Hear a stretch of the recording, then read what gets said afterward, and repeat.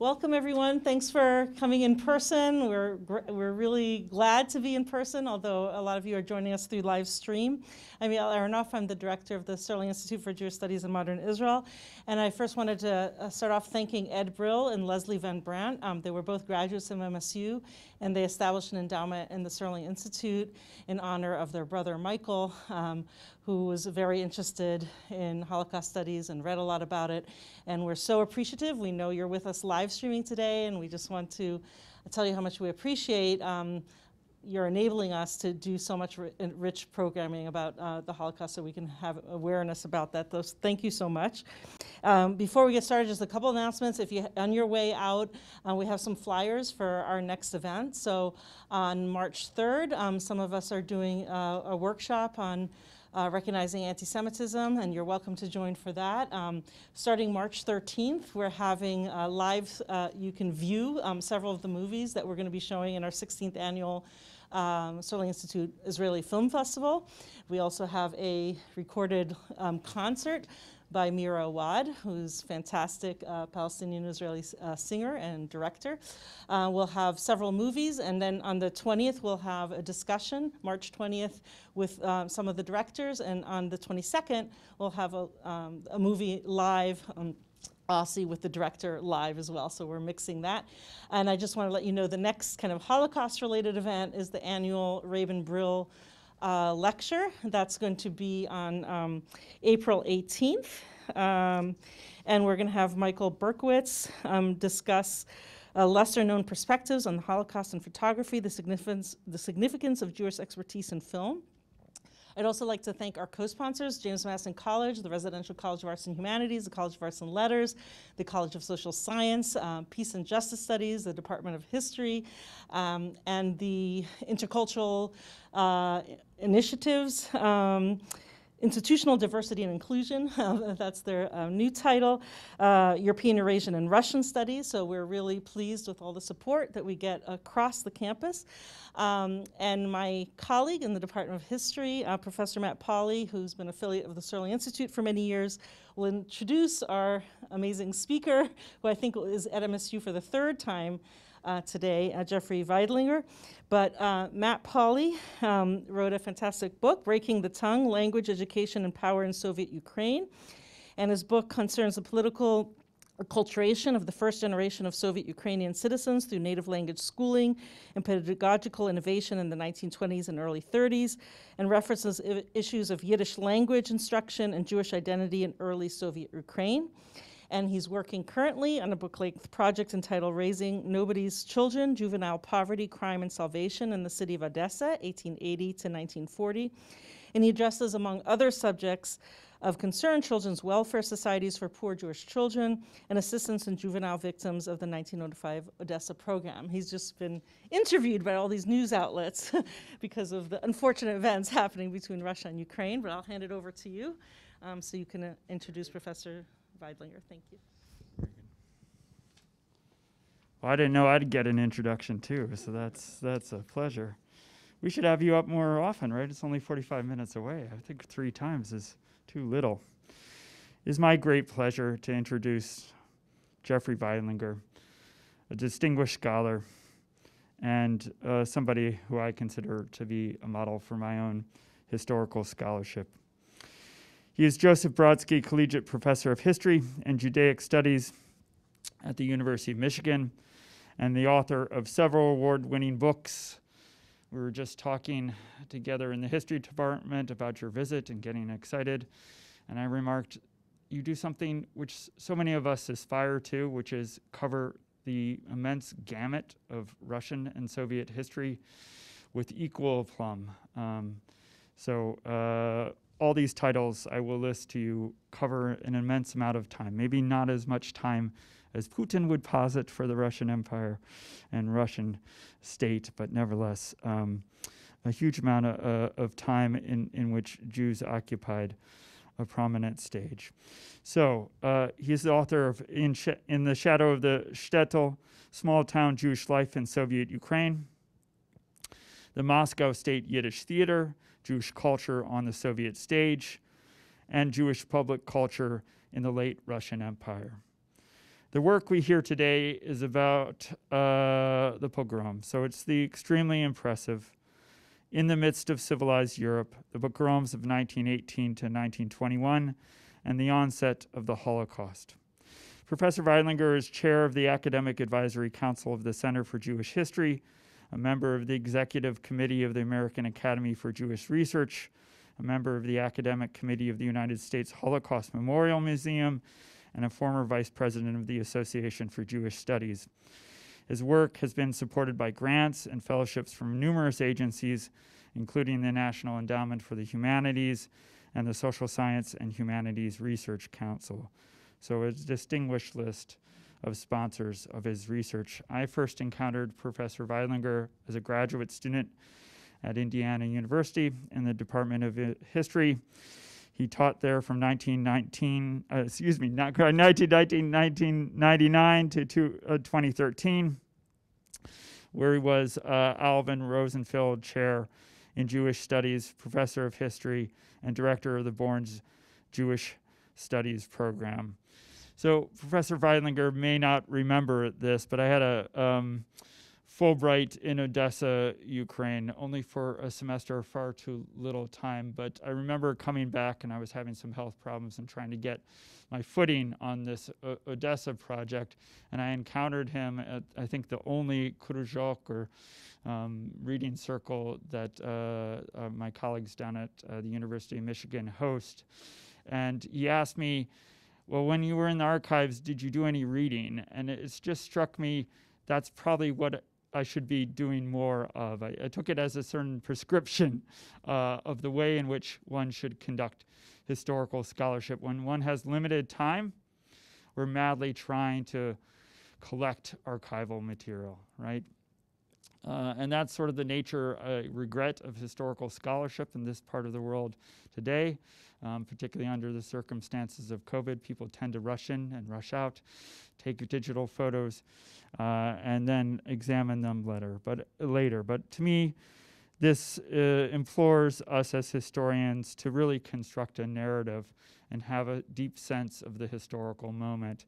And Professor Veidlinger does that better than anyone, or better than so many. His books are always beautifully written, even if they're about deeply tragic themes, such as the book that we will be hearing about today, In the Midst of Civilized Europe. I've known about this project for some time. I read and commented on his prospectus and an initial draft of several chapters. I was not writing on the history of the pogroms themselves, but on the post-Soviet controversial commemoration of Simon Pelora, who was the political and military leader of Ukrainian soldiers who were participants in the killings of Jews in the pogroms. And so I had something to say, but I learned a great deal from those initial writings, and I've learned so much more from reading the book in its full published form now. I think I'd be remiss if we did not mention the crisis in Ukraine today. Professor Veidlinger's scholarship forces Ukrainians to confront an uncomfortable past. It's a conversation that, frankly, has taken place in historical circles, but to my knowledge, and Professor Veidlinger can correct me if I'm wrong, it really hasn't entered the public square nearly as much. And as a conversation that needs to happen if Ukraine is truly going to embody the pluralistic democracy that it claims to be. It's an idea, I think, that it's worth defending. It's an idea under duress, but it's an idea that is deeply under stress at the time that Professor Veidlinger examines, or during the time Professor Veidlinger examines. So I will ramble on if I go on any further, but it's my pleasure to welcome Professor Veidlinger. Please join me in welcoming him here to East Lansing, Michigan. Thank you. Thanks, Matt. Do I need to use this microphone? Or no? Okay, I'm going to stick the microphone down. So thank you very much. Thanks, Yael, for inviting me here, and thanks you, Matt, for that wonderful introduction. And thanks for all of your help along the way in putting this together, and for your own work on Petlura. I will wear the mask, as I understand I'm supposed to, so I hope that's okay with everybody, and I hope you can still hear me with it on. And I hope those of you out there on YouTube can still manage to hear me with the mask on. Again, it really is nice to be here in person. I've been giving a lot of talks, but most of them have been from my living room, so it's nice to be somewhere else, just in general. And I will say also that what Matt said is very true, that what I'm talking about and what I'm going to talk about today is difficult for some in Ukraine to hear, and talks about a difficult past in Ukrainian history. I feel a little bit bad talking about it today when Ukraine itself is under threat, and I don't mean to be kicking a people when they are down. This is, what I'm talking about is stuff that took place over 100 years ago, is quite distant from the Ukraine that we know today, which is, to the best of my knowledge, I'm not an expert on contemporary Ukraine, but from my experience in the 10 times or so that I've been there, is really a wonderful place, and a democracy, a struggling democracy, a multi-ethnic democracy that has been, to the best of my knowledge, quite kind to the Jews. I've never encountered any problems in all my time there, and in fact is one of the few countries in the world right now that has a head of state who is of Jewish heritage. So I think that tells us something in and of itself. But I'm going to talk about Ukraine 100 years ago, at a time when the Ukrainian state had just established itself and was under threat from its neighbor, its larger neighbor to the east, Russia, which does sound a little bit familiar to the situation today. To begin with, though, I'm going to talk about how I kind of got into this. I'm the son of a Holocaust survivor. You can see my father pictured here on his balcony in Budapest with my grandfather. And this picture, looks like a very happy family, sitting outside their house, until you look a little closer and realize that they're both wearing yellow stars. It was taken in 1944 in Budapest when Hungary was under German occupation. Now, I had grown up with my father telling me stories about how peaceful his life was before the war, about how his family enjoyed vacations in Lake Balaton, and how they would go skiing in the Alps on vacation, how he attended religious school and synagogue on a regular basis. Really, what seemed like a normal life until the Nazi invasion in March 1944 upended all of that. And I think that's actually a fairly common way in which the story of the Holocaust is told. Among the most famous stories of the Holocaust, or famous narratives of the Holocaust, I think, are Anne Frank's memoir and Elie Wiesel's memoir, or Anne Frank's diary, I should say, and Elie Wiesel's memoir. And both of those have a similar type of story where they are living middle-class lives, not being persecuted as Jews until the Nazis come to power and everything changes. And that story is true for at least one group of people, for people living in Western and Central Europe. Some of you may have been to the Holocaust Memorial Center in Farmington Hills, Michigan, not too far from here. And at that center, it's a museum of the Holocaust. And when you walk in, there's a big open room with all of these different displays throughout the room. And the displays show the vibrancy and diversity of Jewish life in the interwar period. There's one display that has all of these different newspapers in various languages, showing the diversity of opinions that existed in the Jewish community. And there's another showing Jewish religious life with a family, I don't know what it is, a family celebrating the Sabbath or something like that. And another display shows Jewish hiking organizations and youth organizations and the diversity and number of those. And then you turn a corner in this museum, and there's a long, narrow hallway leading down. And at the bottom of the hallway is a massive portrait of Adolf Hitler. And it gives the impression that life was normal, that there was a peaceful, vibrant Jewish life, and then suddenly you turned a corner, Hitler came to power, and everything changed. And again, that is a true narrative. That is the way it seemed to many people in Germany and Western Europe. But in the East, that is a problematic narrative.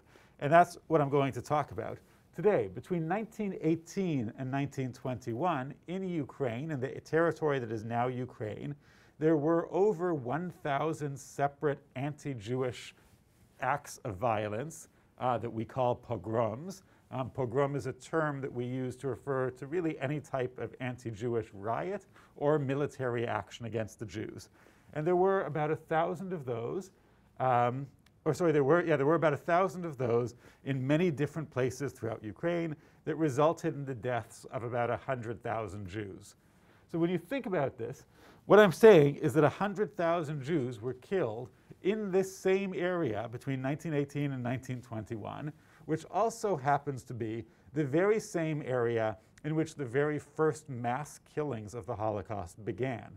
The Germans initiated their policy of exterminating all Jews only when they invaded the Soviet Union in June 1941, with a vast escalation of violence beginning in the first weeks of July 1941 in exactly these territories.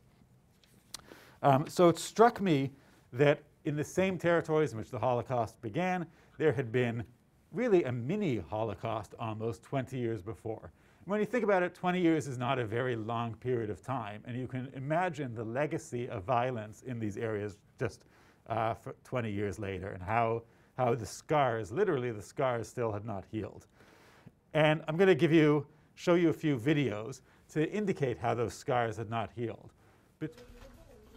Schickert geht mein Futter. That traveled through Ukraine looking for elderly Yiddish speakers to interview them about their life and how they survived communism and how they survived the Holocaust. And I was struck at the time by how many of them talked about the pogroms of 1918 to 1921 and how they talked about them in similar terms to the way they talked about the Holocaust. So I'm going to play you a few clips of people talking about them. The first, and they're very different types of pogroms that they describe, because what you'll see in this talk is that there were a wide variety of different types of pogroms, different types of violent acts against Jews. The first one that I'm going to show is a fellow by the name of Nisan Yurkovitsky, and we interviewed him in the town of Tulchin. I think this interview was in 2009, if I have that right. And he was born in 1917, and he'll tell about when he was 2 years old or so, a local gang of roughs, of peasant roughs, the Lyachovich gang, came into town and terrorized the town for a full week. And he's going to show us a scar on his arm, which is a scar from the bullet that killed his mother as she was holding him when he was a baby.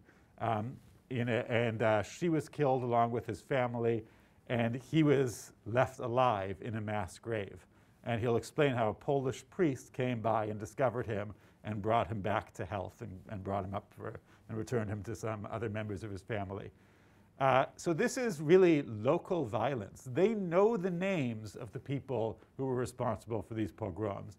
They were local characters. The Jews were living in the center of town, and Christians were living in the outskirts of town, and the Christians who were living in the outskirts of town came in and massacred the Jews over the period of about a week. So I'll play you this video, and then I'll talk a little bit more about it after. Schickert geht mein Futter. Schicken Onset Jordan gereinigt. Ein Futter mit einem Meter aus dem Draget. In 19 Jahren, das gewinnt in ganzen 2 Jahren. Oh! Wer hat sich da angegeben? Banditry. Hat geschossen, der Bandit. Ist der geflogen, der Pulle. Hat es, hat Semen. Und da kriegt sie Porach. Wieder. Ja, das schon, ja. Hat man hintergenommen. Apolik. Apolik hat man hintergenommen. Das hat gewohnt da Aktions. Afnugel. Und hat man auch angenommen. Gerottet. Da, gerottet, man hat geschollen, wird man. Hat draget bei mir auf Futter. Wenn bei mir ein paar gemacht auf Futter. Auch so, bei mir ein paar gemacht auf Futter. En een meter. En een Seide, een Schnader. Wie hat der mit der gegessen? Gietel. Beide sind gewähnt von Donat, von... Schicke, ja. Schicke ist von Dulcin. Ne, Schicke, der Futtermann hat jetzt ein Schicke. Ja, ja. Er ist von Dulcin. Ja, ich bin ein Paikmacher. Hat nicht Tag am 19. Jahr. Ich bin ein Pogrom. In Tulcin, immer 1000 Jahre, das war gewesen. Zusammen nicht, das war ausgearbeitet mehr, Rosselele. Es ist ausgegangen, ein Gordischer, ein Gordach. Barduchan. En hat ze uitprobeerd de bandieten hele. En zijn het ook geween van Ladege.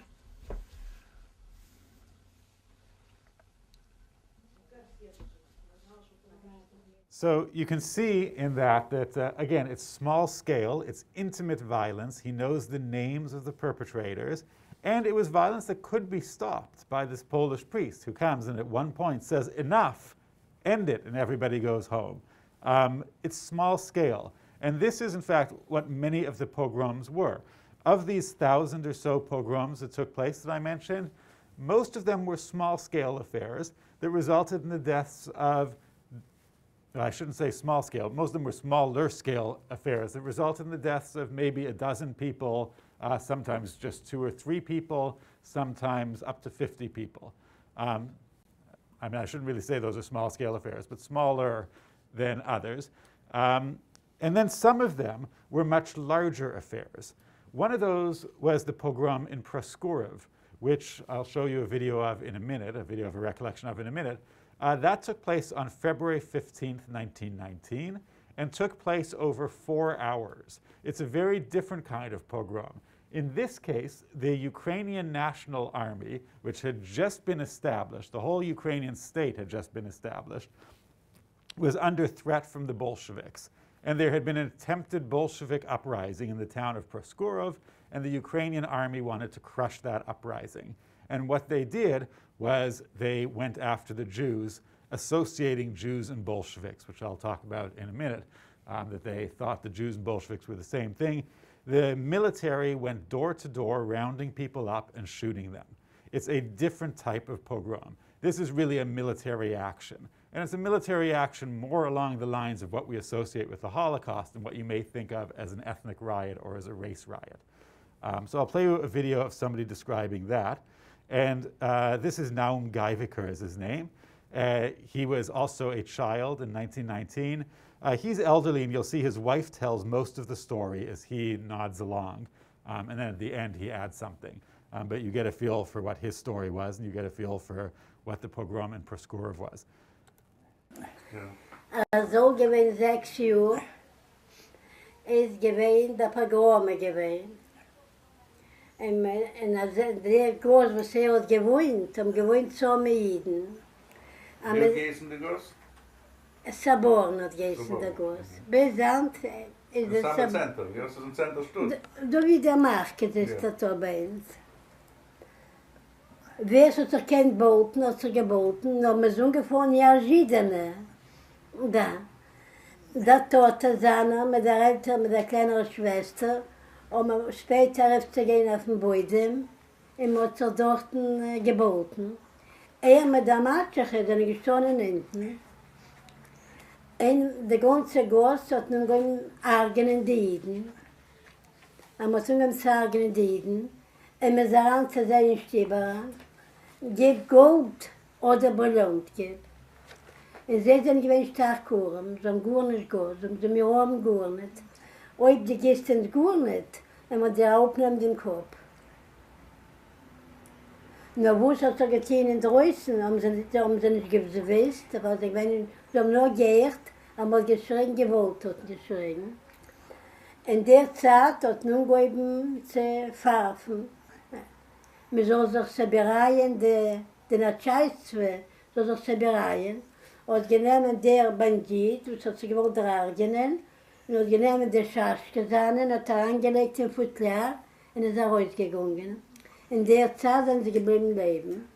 Nur wenn sie rausgegangen in Drößen, haben sie gesehen, du liegen Käpp, du liegen Ent, du liegen Fies, und alle seine Chavere haben neues gearbeitet. Und ist mit der Matschach geblieben leben.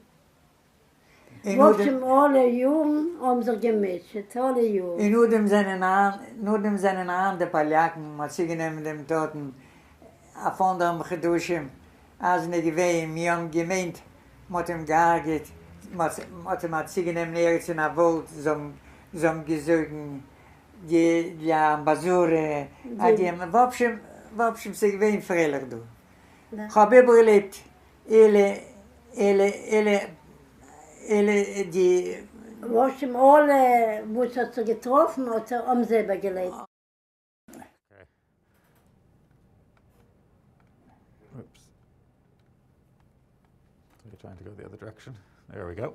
So that's the Preschool pogrom. And I should say these videos are all available on the website of this project, the Archives of Historical and Ethnographic Yiddish Memories, or AHAIM.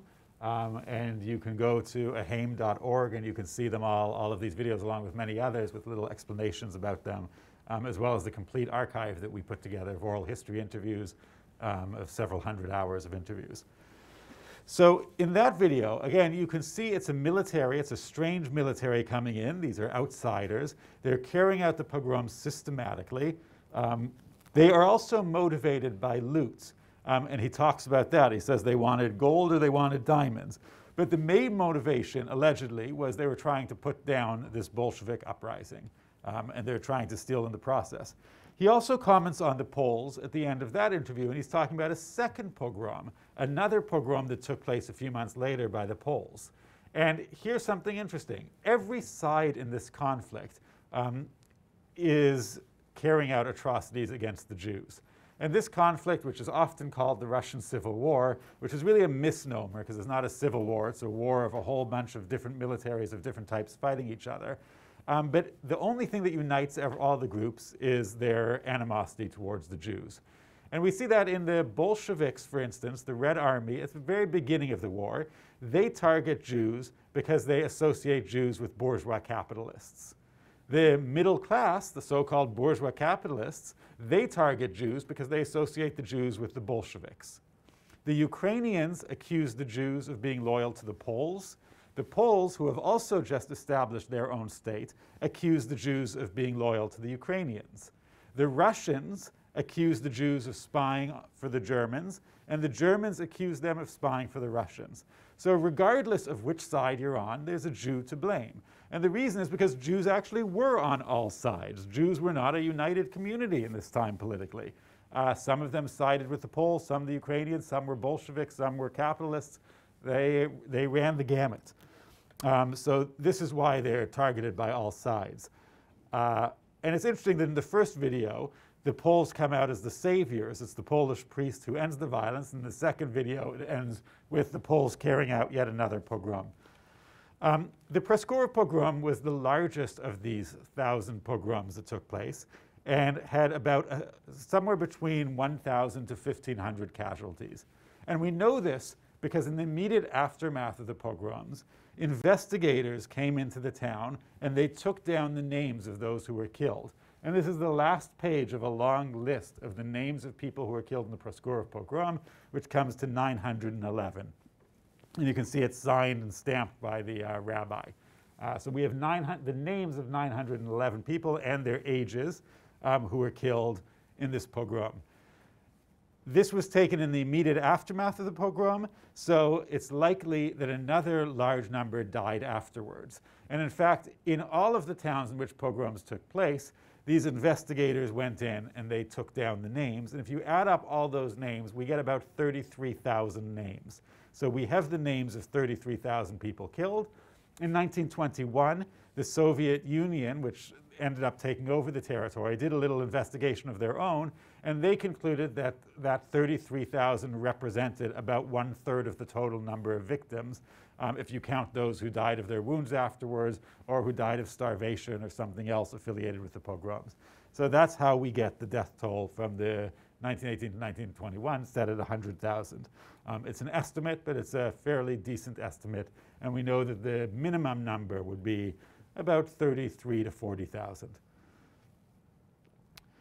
I was curious upon hearing all of these stories what people were saying at the time, because I was struck that I knew about the pogroms, but I didn't quite realize the lasting impact of them. And it was only interviewing people who remembered them in such, who remembered them so well, that I realized that they really did leave a legacy. And you can see, she says, Guy Vickers' wife says that it tormented him his entire life. And you can see in Yurkovitsky still shaking. He literally still has the scar of the pogrom from 1919. And many other people we interviewed similarly still had metaphorical or real scars from this violence. And yet we in the West had completely forgotten about them. When we talk about pogroms, we usually talk about the pogroms of 1881 or the pogroms of 1903 to 1906, which tended to be less violent. They were also very violent, but they tended to result in fewer deaths. The 1881 to 1882 pogroms resulted in the deaths of a couple dozen people, and the 1903 to 1906 pogroms resulted in the deaths of somewhere between 3,000 to 5,000 people. So they're on a different scale than this. And even the most famous of those pogroms from 1903 to 1906, the Kishinev pogrom, resulted in the deaths of fewer than 50 people. So these are all on a different scale, and the sheer number of them is different. So I was curious what people were saying about them at the time.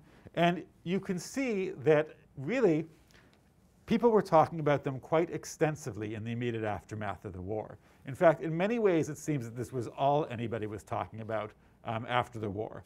And these pogroms were taking place in 1919, right as the peace conference was happening in Paris. Jews were petitioning the peace conference to try to do something to prevent this from ever happening again. They advocated for the establishment of a Jewish state in Palestine. That state ended up coming into being as Israel after the Second World War.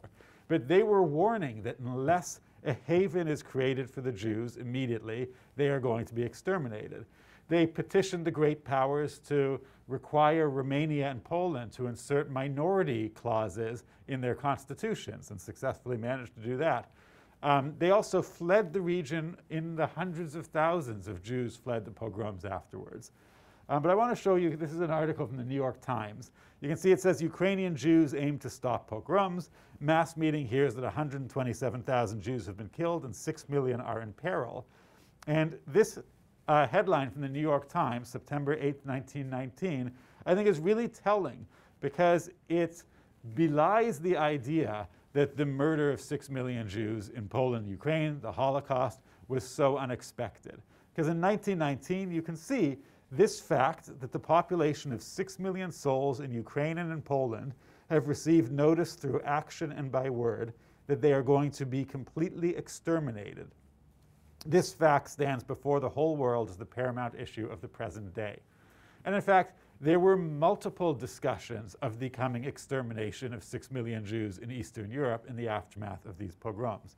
And I'll show you a few other examples. The Literary Digest did a special issue on Will a Slaughter of Jews Be Next European Horror? The Russian Red Cross concluded that the task that the pogrom movement set itself was to rid Ukraine of all Jews and to carry it out in many cases by the wholesale physical extermination of the race. Emma Goldman spoke about the wholesale slaughter of the Jews that she saw coming, the American Jewish anarchist. And Anatole France, the French writer and activist, wrote that the pogroms threatened the Jews with complete extinction. And this is where the title of my book comes from. He wrote, in the very midst of civilized Europe at the dawn of a new era, the existence of a whole population is threatened. Finally, this is an example from, from the Nation, entitled The Murder of a Race, as though searching for a word to describe what came to be known as genocide. But this is before the word was invented. The irony of all of this is that these took place in Ukraine. And Ukraine at the time, as I said, the state had just been established after the collapse of the Russian Empire and the collapse of the Austro-Hungarian and German empires to the west. And Ukraine was calling itself a multinational state and really believed itself to be a multinational state. It had a Ministry of Jewish Affairs, for instance, attached to the government. It allocated funds for the support of Jewish schools and Jewish courts and Jewish community centers. And it even used Yiddish as one of the official languages. You can see on this currency printed by the Ukrainian state that includes writing in, one side was in Ukrainian, and the other side was in Russian, Polish, and Yiddish at the bottom. Probably the first country ever to print currency with Yiddish on it. And Jews around the world really rejoiced at this and took it seriously, because I think the founders of the Ukrainian state also took it seriously and believed that they were building an ecumenical state that would encompass all of the nationalities living in their midst. And here I have this quote from Der Tag, the Yiddish language New York-based newspaper, saying, "For the first time in all Jewish history, the Jewish people will be recognized by a government as an equal part of the general population, not only in a civil and political sense, but in a national sense." So what we have is a Ukrainian state trying to build itself as a socialist, democratic, multinational state, but that collapses as it's threatened by foreign enemies from all sides and by multiple armies invading it. So then, what exactly happened? Why did this occur? Why did this state collapse? And why were the Jews targeted? And there's a multitude of reasons for that. One of them that you see from this store in Zhytomyr is simply plunder.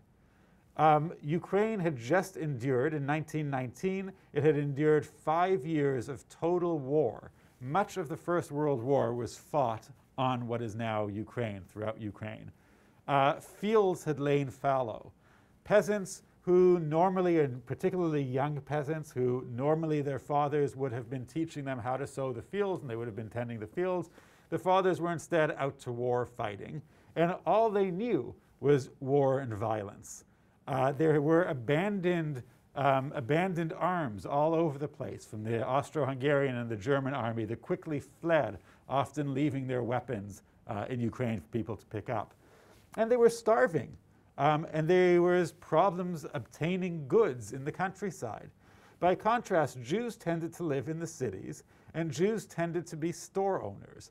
So they actually had the dry goods stores, the produce stores, the leather works, the mills tended to be owned by Jews who lived in the cities. And so when peasants were hungry and in need of food or in need of alcohol, the liquor stores were also tended to be owned by the Jews. They would raid the city and take what they believed they were owed and raid the city and take it as provisions. Sometimes whole armies were allowed to get supplies in the city. The army had just been established months before the pogroms. The whole state had been established months before the pogroms. The army was still trying to get its bearing, and the state couldn't feed the army. So the state would traditionally say, or at least local commanders would say to the army, if you take over the city, if you can put down the rebellion in the city, then you can go and you can raid the shops and take that as your supplies. And these soldiers who weren't otherwise getting fed, who weren't being supplied with new clothing even, could then raid the stores and get what they needed. So they called these requisitions, but to the Jews who were requisitioned, they were often experienced as pogroms. And often people didn't want to give up their stores and didn't want to give up everything in their stores, so they fought for it, and they fought to defend it, and that resulted in violence as well. So this is why many of them ended fatally. So that's one reason, is simply looting and plunder, and a conflict between the countryside and the city that had nothing to do with religion or with anti-Semitism. Another reason, though, was the spread of propaganda blaming the Jews for Bolshevism. And this became very quickly the dominant reason that Jews were targeted, is because they were associated with Bolsheviks. And this is a poster or postcard that was distributed by the White Army, an army trying to reestablish a united Russian Empire. And it says at the bottom, the coat of arms of Lev Trotsky. And you can see it's taking the Russian imperial eagle and kind of showing a perversion of it with a head that's designed to look like a stereotypical caricature of a Jewish head with a hooked nose and big lips, big thick lips and big ears and a goatee and a skull cap on top. And then the shield says Talmud in it in Cyrillic letters with a Star of David. And the eagle is carrying a fish and a garlic, which are two foods that were heavily associated with Jews, also smelly foods that are associated with Jews. And so this idea of blaming the revolution on the Jews, and particularly on Trotsky, was very prominent. And Trotsky was significant because he was the head of the Red Army. He was also the Commissar of Foreign Affairs for the Bolshevik state. So although you may know that Vladimir Lenin was the actual head of the Bolshevik state, to most people in the West, Trotsky represented the Bolsheviks more than Lenin. Trotsky was the person who went through Europe. He was well known throughout the United States. He's the person who represented the Bolsheviks in various peace agreements with the West. He went to Brest-Litovsk for the first Russian peace agreement, and he showed his face and became the face, the symbol of the revolution. And it was well known that he had a Jewish background, as did several other leaders of the Russian Revolution. This is another postcard that was also distributed by the whites, which takes another root of this violence, which is traditional anti-Semitism, and ascribes it to the Bolsheviks. So here you have a portrayal of Christ being led to the cross, which was traditionally blamed on the Jews. But now, instead of blaming it on the Jews, they're blaming it on the Bolsheviks. The people who are following Christ are all dressed as Bolshevik sailors and Bolshevik soldiers. And then in the corner looking on is Trotsky himself. So this employs age-old anti-Semitic tropes and ascribes them to the Bolsheviks, saying that the Bolsheviks are the Jews. Why do they do this? The reason is that the Bolsheviks actually have policies that are very appealing to the peasantry. The Bolsheviks, in the midst of a war and starvation and vast income inequality that existed in Ukraine, the Bolsheviks are promising land, bread, and peace. Those are actually some pretty good things that people want. So if you are a member of the old imperial guard that wants to combat the Bolsheviks and convince the peasantry to go against the Bolsheviks, what can you do? You can't say you don't want land, bread, and peace. So they would say, what the Bolsheviks are promising, you can't believe that because really they're Jews. And that was a way of turning the population against the Bolsheviks without addressing the actual ideology and without addressing the promises that the Bolsheviks are making. So this became a very powerful idea. One other motivation, or one other group, and I just want to that was responsible for the pogroms, were peasant bands in general. And this is a little chart that shows who's responsible for the pogroms. You can see it says the Poles were responsible for 38. Petlura, who was the head of the Ukrainian state, was responsible for 54. Denikin, who was the head of the Russian Imperial Army, or the White Army, responsible for 93. And bands, peasant bands, or gangs of peasants, responsible for 509. And these are who those peasant bands were. They were people called warlords that as the state collapsed, these insurgent warlords came to power and took over. And as you can see from these pictures, the warlords are really just kids. And many of them were. And in many of these accounts, we see that the warlords and the people who were carrying out these atrocities against the Jews were 15, 16, even 18 years old, but tended to be pretty young. They were people whose entire lives, they were men, whose entire lives, mostly men actually, there were some women, but whose entire lives had been in a period of war. They'd grown up in a period of war and it was all they know. And you can see they're posing here in a photographic studio with uniforms that don't fit them, sitting on top of a toy horse, pretending that they're brave Cossacks, that they're brave horse warriors. They've got weapons that are too big for them to hold. And this is who was carrying out many of these atrocities. And they were peasant leaders. We have many cases of the parents of these kids giving testimony and saying, I told my son not to go bother the Jews, but he wouldn't listen. And I told him, you're going to get into trouble if you go bother them. Don't go. And there's other cases of peasant women in particular saying to Jews, come hide in my house. My son's out to get you, and they'll never find you in my house. So of the parents saving them, the older generation trying to save them, saying my kid has gone amok and I can save you. So that's who they are. And what ends up happening is one military alone starts to defend the Jews, and that's the Red Army. And at a certain point, the Bolshevik Red Army says they're no longer going to tolerate pogroms, and in fact, they're going to crush the pogrom perpetrators. And so they go, the Red Army goes town to town, and these peasant warlords of young kids have taken over the town and are terrorizing the Jews, like the Lechovich gang that first testimony I showed you talked about. And they're terrorizing the Jews.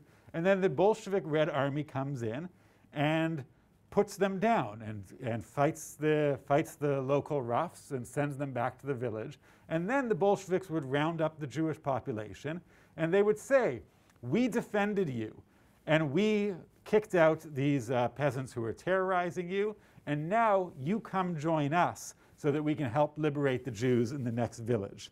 And the Jews would then join the Red Army, and they would go to the next village. And as this happens more and more times, the association between Jews and Bolsheviks becomes more and more salient, that it's a self-fulfilling prophecy in many ways. More Jews join the Red Army, thereby giving more of an impression that Jews are in the Red Army.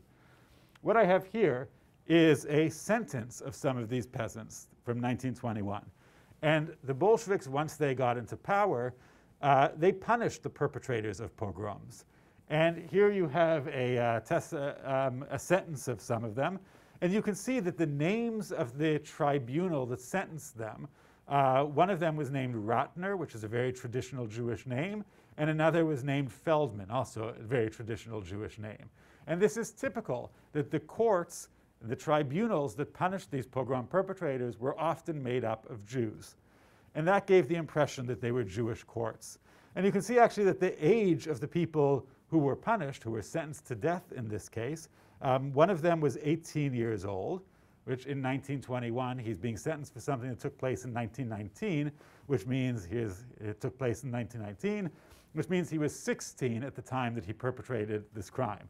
So really, he was just a teenager and is sentenced to death 2 years later. And what the peasants see, what the village sees, is one of their village kids is now going to be executed by these Bolshevik tribunals that is made up of a tribunal mostly of Jews. And so they view it as the Jews taking revenge upon them. And this quote from the historian Leonard Shapiro, who was actually around at the time and living there, wrote that anyone who had the misfortune to fall into the hands of the Chekhov, the Chekhov was the Soviet secret police that was carrying out some of these executions, stood a very good chance of finding himself confronted with and possibly shot by a Jewish investigator. So this is the legacy in Ukraine in 1921 that's existing, and in which 20 years later, when the Germans invade, they're invading already what has been a killing ground of Jews, and where there is already a strong sense of tit-for-tat violence and a desire to, for one, to carry out revenge against what they view as the crimes of the Bolsheviks, and also to absolve themselves of responsibility for the crimes that they had committed, that the Ukrainians themselves had committed, that the Germans coming in gives them the opportunity to absolve themselves of those crimes. Just in a couple minutes remaining me, I just want to talk about one other aspect of this whole thing, which is that it initiated a massive wave of migration as hundreds of thousands of Jewish refugees fled Ukraine to Europe, as well as to America, but predominantly to Europe. And many of them ended up in Germany. And here you see a group of orphanages in Germany. Germany, in particular Berlin, became the largest recipient in the end of Jews from Ukraine who stayed. More actually passed through Poland, but then ended up going to Germany as well. And this flood of impoverished Jewish refugees into Germany helped facilitate the rise of far-right movements in Germany, including the Nazis, that were fueled by this wave of migrants. And I think we don't consider that quite enough when we talk about the rise of Nazism, recognizing the anti-immigrant, anti-refugee role that it played. And particularly, the Nazis accused the Jews of importing Bolshevism, this same idea of Judeo-Bolshevism. Even though the Jews were fleeing Bolshevism, they were still nevertheless accused of importing Bolshevism into Germany. And Other smart people realized this at the time. This is a quote from Albert Einstein, who was living in Berlin during this period, and wrote, "The confrontational attitude toward these unfortunate refugees who have escaped the hell that Eastern Europe is today has become an efficient and politically successful weapon used by demagogues." And you can see that also in this edition, one of the very first issues of the Völkischer Beobachter, the newspaper that was purchased by the Nazi Party. This is one of the first issues after it was purchased by the Nazi Party, I should say. And the headline here is "Gegen die Ostjuden," against the Eastern European Jews. And the Nazis used this rhetoric of Eastern European Jews coming in, bringing disease, polluting the race, and importing Bolshevism as a primary means of arousing the population and of gaining support. And they brought that back in 41, 20 years later, when they reinvaded Ukraine, or when they invaded Ukraine. They ignited this idea as well and reminded the local population that the Jews and the Bolsheviks were the same and of what the Jews had allegedly done to them. And in fact, in one of the very first pogroms instigated by the Germans, but carried out in large part by local Ukrainians, was the pogrom in the town and the city of Lviv, still Lviv. The Germans called it Lemberg. And they carried out a participatory carnivalesque pogrom in that town, along the lines of the pogroms that had taken place in 1918 to 1921. And that pogrom was actually filmed. And that film, grainy gray film, is available at the United States Holocaust Memorial Museum or elsewhere. And this is a shot from it. And you can see it's participatory. You can see the entire town is watching as Jews are being beaten up on the street. There's other more graphic photos that I could have shown you, but I picked this one. And it shows a large group of people watching.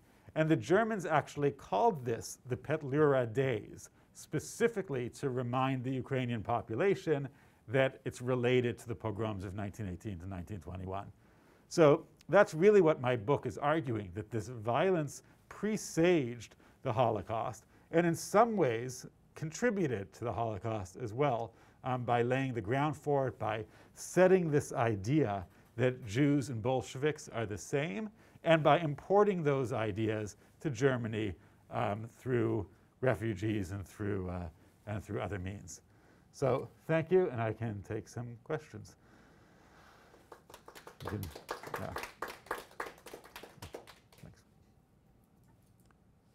If there are any.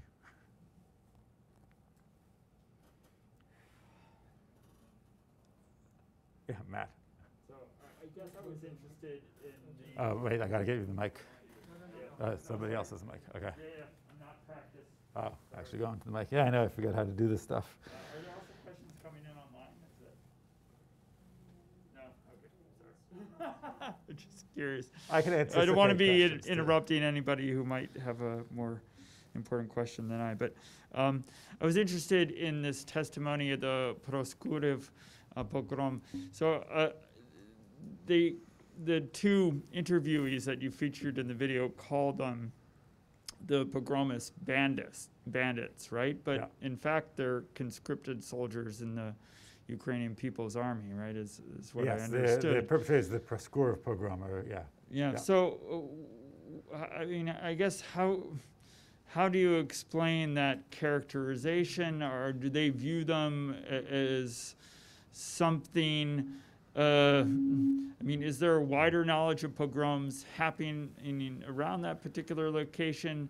Do people have knowledge of pogroms committed by non-conscripted soldiers? I mean, it just struck me as a strange characterization, because usually that's what we think of when we think of the pogroms of this area. They are the pogroms committed by the youths you featured in the later slides. But this was a different sort of pogrom, and yet the same descriptor applies. So it may be something to do with the processing of the trauma or something. Well, I'll hear your thoughts. Yeah, it's a great question. And the reason is, as I'm sure you know, is there was a campaign against banditry. And in 1921, the Chekhov started a campaign against banditry. And banditry was the name of the crime that pogrom perpetrators were prosecuted under. And there were a lot of, the Soviet Union did a lot to publicize pogroms, particularly in 1921 to 1926 or so. They had a huge campaign against pogroms. They used pogroms as an example of the imperialism of the old Tsarist government. So there was a lot of talk of pogroms in the press and in public discourse. And everybody knew that banditry, they didn't call them pogrom perpetrators, they called them bandits. And so just that term of bandits became so widely used that everybody calls them bandits. I struggled with that when I was going through these documents. There's actually a few issues, because the terms that they use are confusing. They call everybody a bandit. Everybody is also a petlirovtsi, so a member of the Petlura army. Whether or not they're a member of the Petlura army, it's just generally what they call them. And everybody else is a Cossack. And Cossack is confusing as well, because none of these, well, almost, there are some who are Cossacks, but most of these people are not Cossacks. But the Ukrainian army saw the Cossacks, these bands that originated in the 18th century, as an important part of the heritage of Ukraine. And so they named the military units that they were establishing as a Cossack unit, or a Haidamik unit, which is another Cossack term. So they took terminology that didn't belong to them and used it to describe themselves. So when people talk about them, afterwards, they often talk about some Cossacks came to our house, but they were actually more likely Ukrainian military people, peasants conscripted into the Ukrainian military, who were conscripted into a unit of the Ukrainian military that was named after a Cossack. So the terminology gets very confusing. And in the book, I struggled with that a lot and ended up just using terms like insurgents and soldiers that are a lot more vague, because people also switch back and forth, and one person's bandit is another person's local peasant hero. It gets very confusing, but bandit is a very common term because that was the crime. That was the name of the crime that could be punished. Any other questions? Yeah. Did the national governments of Ukraine and Poland ever attempt to denounce or persecute the pogromists? And to what degree were those? To what degree were they successful in that? Yeah, it's another great question. Yes, they did. The problem was they did a little too late. This is all happening very quickly. The Ukrainian state, it's complicated. There's a Ukrainian state that's established and then collapses and is then reestablished. But the reestablished Ukrainian state is reestablished in December 1918. And the pogroms that I'm describing that were perpetrated by the Ukrainian state, by the Ukrainian army, took place mostly in January and February 1919. So that means that they're perpetrated by a military that is only 1 or 2 months old.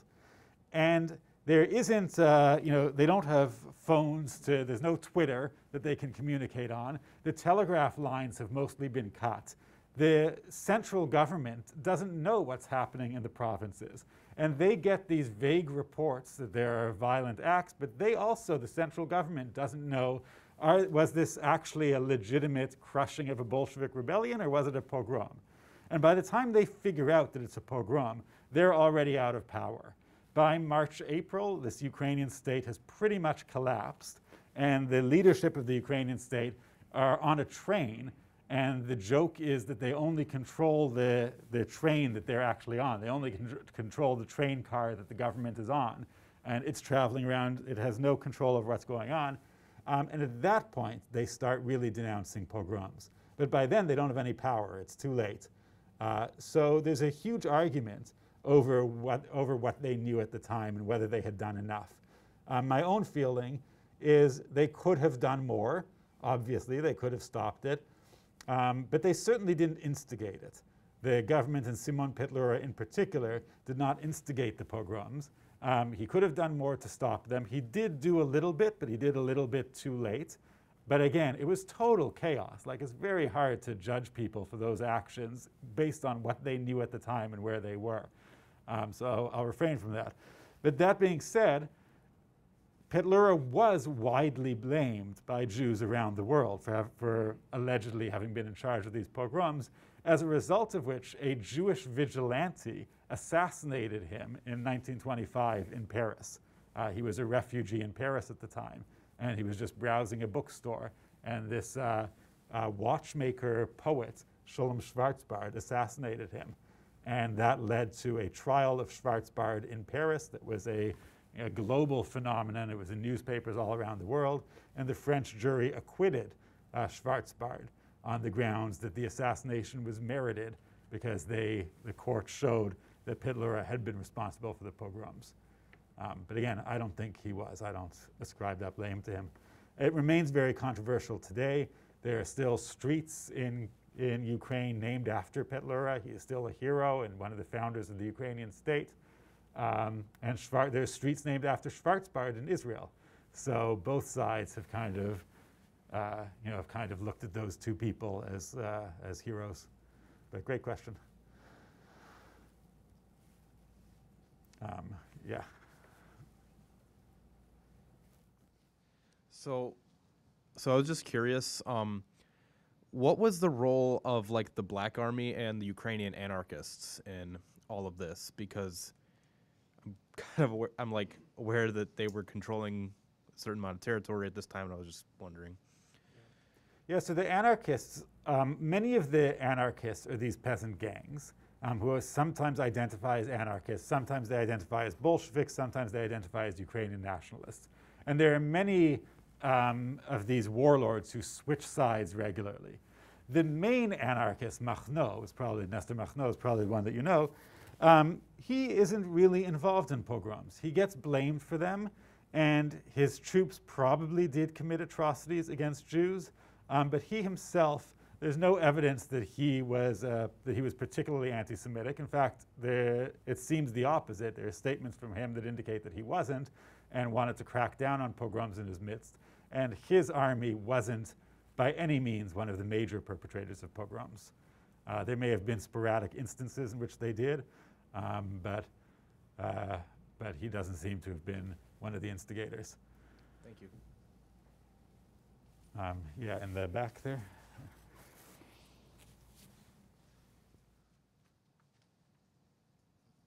Well, this is a great book. I'm only about halfway through it. I have the feeling I know how it ends.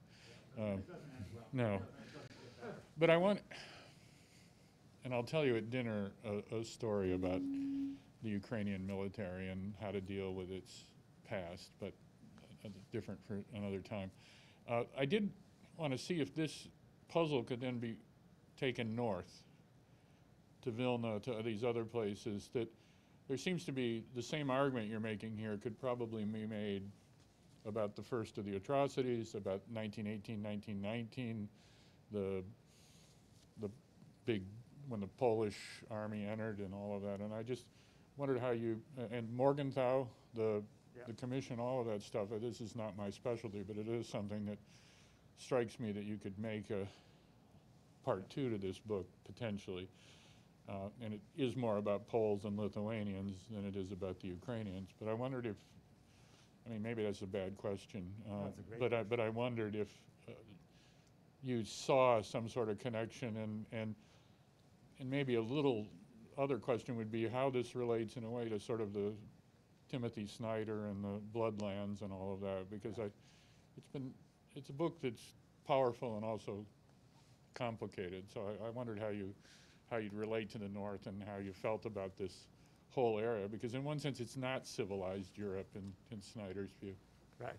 Yeah, it's not in mine either. You know, the title's kind of used ironically, although it also does come from that. You know, there is. I also think that it's legitimate that there is something civilized about it. That it's not. It is in Ukraine, which is trying to establish a civilized state in the midst of it. But yeah, I don't think it's all that civilized the way we talk about civilization either.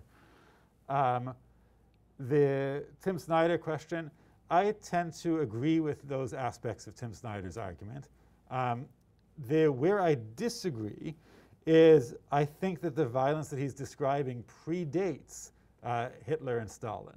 You know, his main argument of Bloodlands certainly is that it's this territory that overlaps the violence of Hitler and Stalin, and that there are commonalities between the crimes of Hitler and Stalin in this territory. I agree with that, but I think the pogroms predate Stalin, and we could actually push back what he's saying a little bit earlier. In Black Earth, where he talks about the absence of state power rather than the presence of state power, I think he's spot on that. That's, you know, we have tended to think of the Holocaust as a very powerful state, as Nazi Germany, a very powerful state perpetrating atrocities. But I think he's right that it's in the absence of state powers, when states are weak, that we get more atrocities. And this seems to affirm that. And that could be a bad omen for where we are in right now in the future in Ukraine and Russia. The Polish-Lithuania question is also a good question. I think Poland and Lithuania get this in miniature. The number of pogroms and the lethality of the pogroms is much smaller than in Ukraine, in both Poland and in Lithuania, both what becomes the state of Poland, what becomes the state of Lithuania, or really what becomes the state, all becomes the state of Poland. You know, the Vilnius pogrom is much less lethal and tends to be more of an isolated incident. Then there are other pogroms in Poland that also tend to be less lethal. And this is a problem. Well, it's not a problem if they're less lethal, but it becomes a problem in communication because Morgenthau, as you rightly point out, the United States sends Morgenthau on an expedition to Poland to investigate these allegations of pogroms. And he reports that they're largely exaggerated, that there have been acts of violence, but the level of of pogroms being described is exaggerated. But the reason he comes to that conclusion is he goes to Warsaw, he goes to Vilnius, I can't remember where else he goes in Poland, but he goes to places in which the worst violence didn't occur because you couldn't go to Ukraine.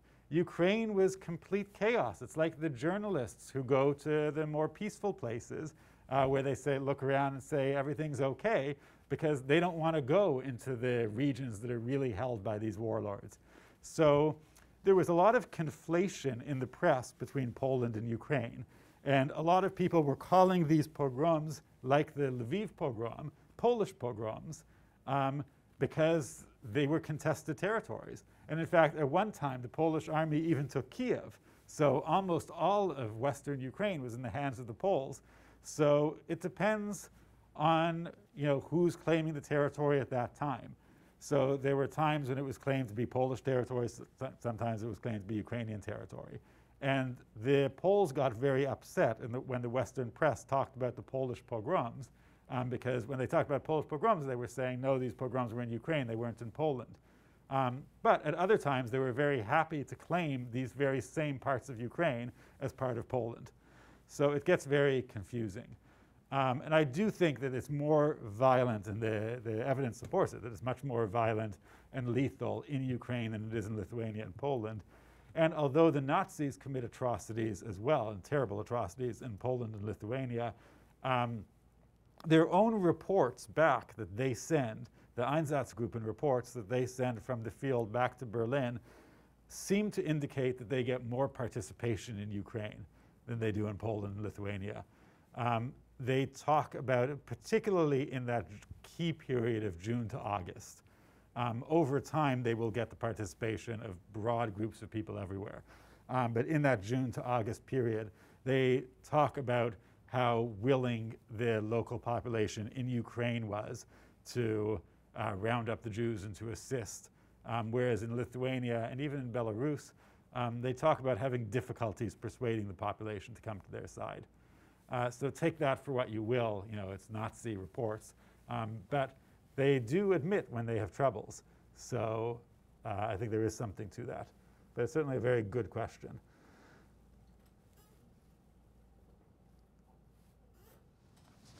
Hi, Dr. Hi, Dr. Veidlinger. I really enjoyed your talk, and I also really enjoyed your books, as recommended by Professor Polly and Professor Siegelbaum during my graduate school career. So I actually happened to have encountered a little bit of those events from my own historical actor's voice from the far eastern side of the Russian Empire or the Soviet Union. Some of them actually later fled the pogrom all the way to Vladivostok, and then they went from there to the United States. I guess my question is, I'm still wondering why this series of pogroms has been much less known, much less featured in public discussion. And then again, whether the international community at that time did not have like a better awareness of the events in comparison with the pogroms that happened 2 decades or 4 decades earlier. I also am aware of those much like broad international organizations like the Hebrew Immigration Aid Society, right?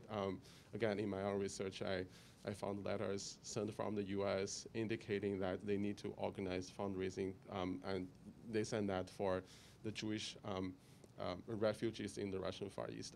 I wonder whether international organizations like this had played any roles in, say, denouncing, condemning those pogroms, and whether they have or they had helped sort of like broadcast this to broader awareness of the international community. Yeah, also a really good question.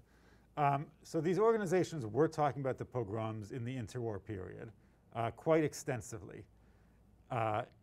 In fact, yeah, really extensively. They were talking about them, and there were tons of short stories written about them, poetry written about them, books compiled about them.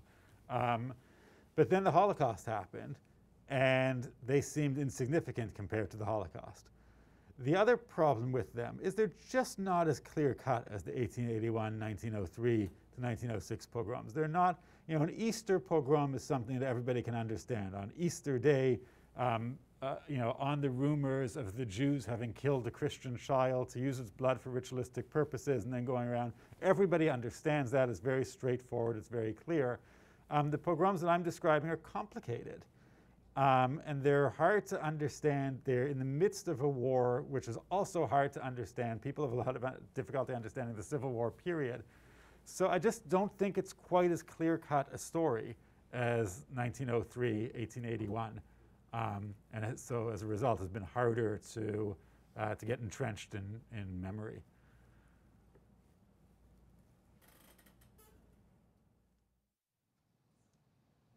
Thank you for a very moving and interesting and revealing talk.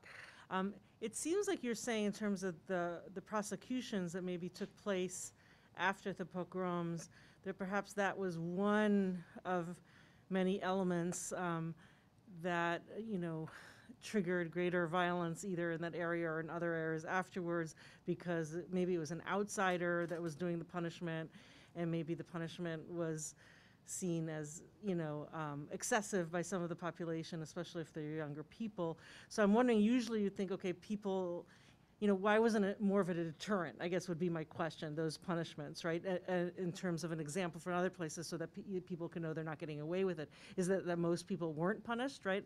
Even though a small number were seen as, excessively punishment, or I just wanted to hear more about that, how it became a kind of condition for future violence as opposed to a deterrent for future violence. Right, also a great question.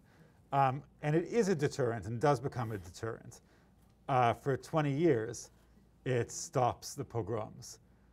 And then what happens is a new military comes in, a new regime comes in and reminds everybody through extensive propaganda of what had happened 20 years earlier, and says, now forget all of that deterrence. So it's the Nazi invasion that completely turns things around. Under Bolshevism, under communism in the 20s and 30s, for large part, the anti-Jewish violence came to an end because of the deterrent factor.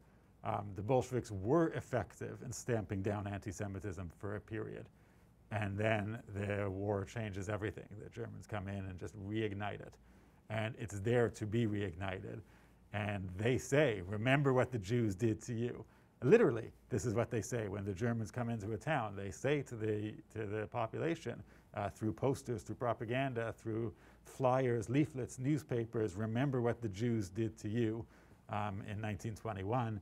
and remember how the Jews took away your churches and took away your land and whatever else. You know, the Bolsheviks committed atrocities, by all means. The communists, the Soviet government committed atrocities in Ukraine, not to mention the Holodomor, the starvation, forced famine that killed about 3.5 million people. So they just blamed the Jews for those, and that reignited the violence. Yeah, Kirsten. So I think that maybe you want to talk, or could you talk more about sort of the memory of this in Ukraine? You know, it sounds like if there's streets named after Petlura, how was it completely forgotten? To what extent was it remembered? And then maybe a corollary of that is, how is your book being accepted in Ukraine now? So I think it was mostly the Jews remembered it.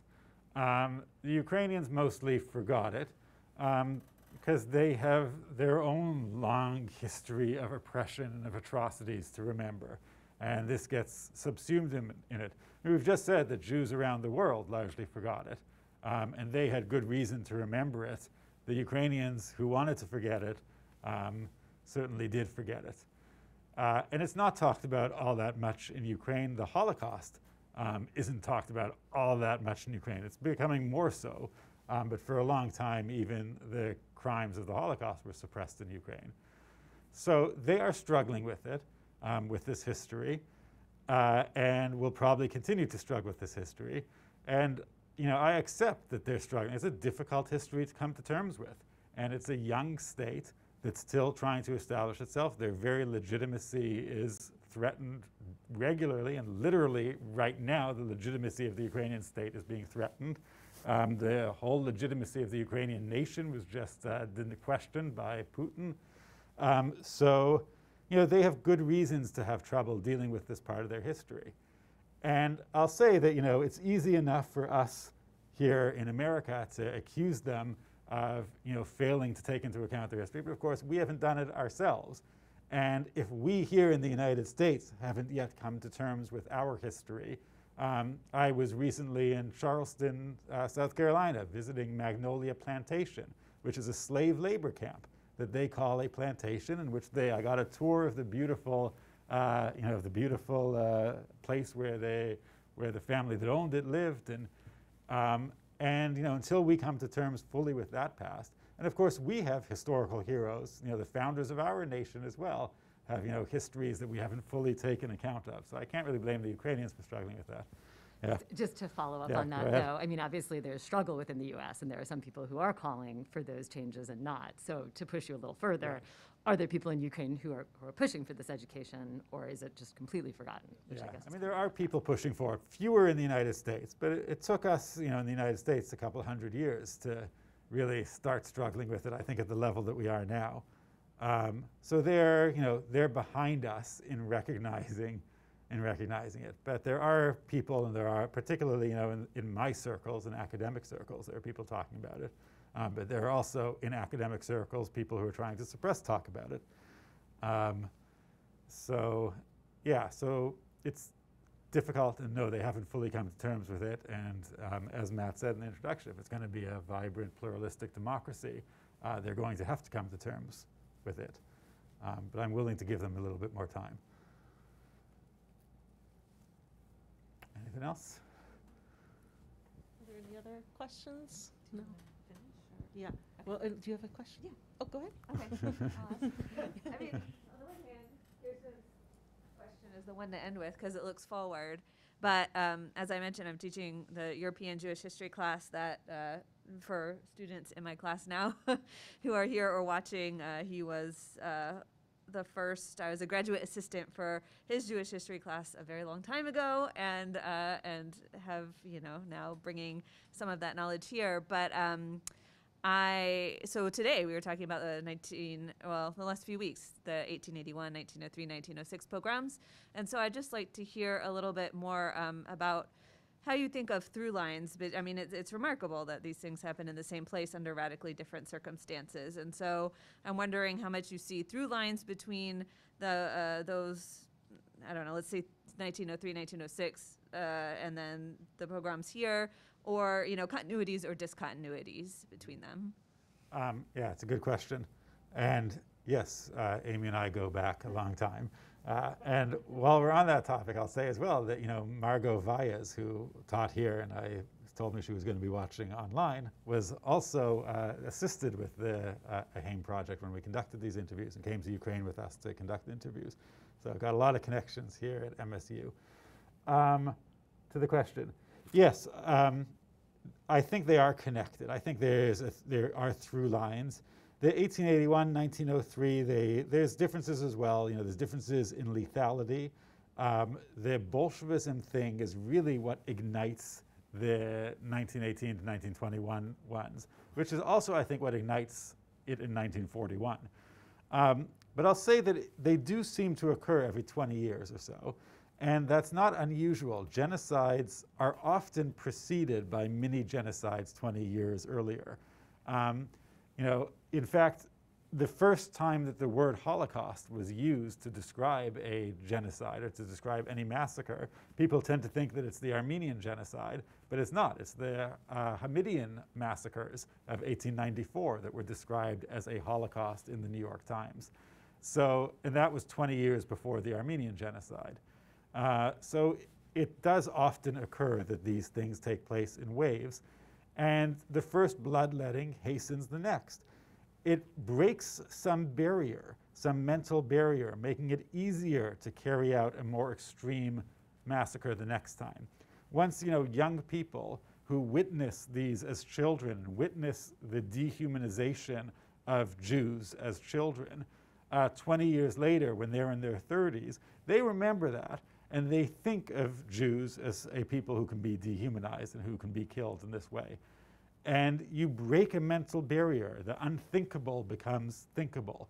And this is kind of what I allude to at the beginning of my talk with my father saying that it was unthinkable. It was and my father always said it was unimaginable what could happen. And then I see all of these headlines from 1919 talking about the coming extermination of 6 million Jews in Poland and Ukraine. So it wasn't unimaginable. But you needed this to make it imaginable. And so I really think there's a mental barrier there that has to be broken. By analogy, when I was a child, the last thing I would ever think of in high school was of somebody coming in with an assault weapon and shooting the high school. It was, it was unimaginable. And then that barrier gets broken, and then gets broken more and more and more often. It becomes a thing, right? And it becomes imaginable. It becomes almost a norm, a regular thing that we shrug, and offer, thoughts and prayers when it happens. But this type of atrocity takes that form, where once you've broken the barrier, it becomes easier to escalate it the next time. And that's actually a big argument of the book, is that this, the lesson really is that violence begets violence. And so you have to stop it at the very beginning, because once it's allowed, and once it's allowed to fester, the legacy of that violence will only expand in coming years. That's probably a good point to end on, anyway. Well, thank you very much. Thank you. Thanks again for having me.